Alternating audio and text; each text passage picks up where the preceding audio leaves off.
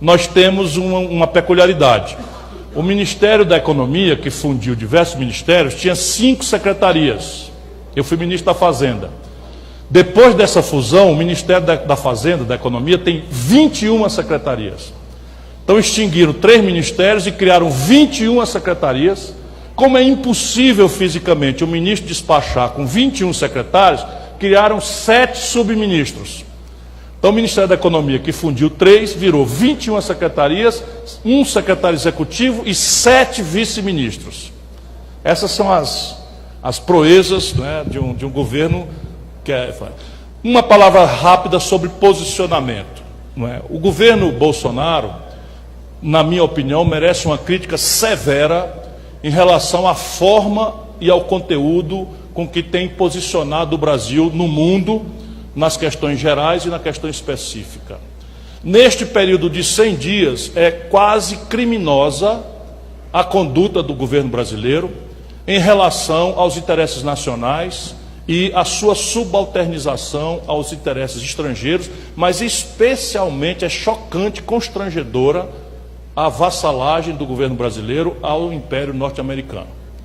O Brasil cedeu, sem nenhuma contrapartida, nada de volta, quebrando uma tradição centenária, a isenção de visto para os americanos, sem contrapartida, ou seja, o brasileiro que precisa viajar para os Estados Unidos tem que tirar visto, o americano que quiser vir para o Brasil não precisa de visto.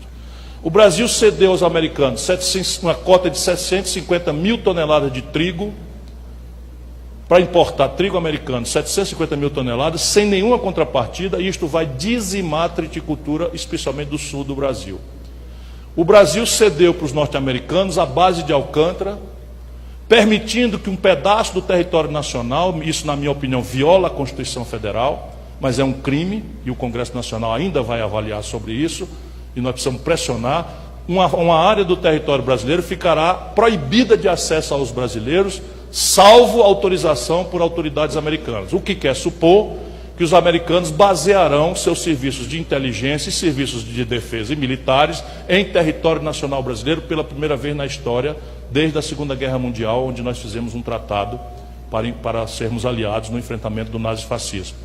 O Brasil aceitou passivamente um papel ridículo, né, de porrete dos norte-americanos na questão da Venezuela, violentando uma tradição do Barão do Rio Branco, em que a nossa posição nesse tipo de constrangimento não é tomar lado, é mediar este conflito e desarmar essa bomba. Resultado prático, hoje, potências internacionais estão baseadas com efetivo militar e instrumental de guerra no território vizinho ao Brasil, com potencial de atingir o território brasileiro, inclusive o aeroporto de Manaus está sob controle venezuelano pela quantidade de mísseis terra-ar russos que estão baseados na Venezuela por conta dessa estúpida e não consultou ninguém para tomar essa providência. Os militares brasileiros estão muito infelizes, para ficar numa palavra modesta, com esse tipo de conduta, sem se falar nesses gestos translocados em relação a Israel, descuidadamente. O Lula visitou Israel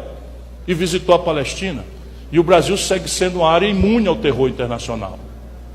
O Brasil segue, na medida em que nós tomamos um lado, e o presidente, sem consultar ninguém, nem o Trump fez isso, visita um território que é alegado pela comunidade internacional e palestina como território ocupado, e visita ao lado da autoridade política de Israel, nós simplesmente entramos num conflito frontal que foi agravado pela vulgaridade do filho, Flávio, que é inclusive presidente, eminente senador Everton e Cid Gomes, da Comissão de Assuntos Internacionais do Senado Federal da República.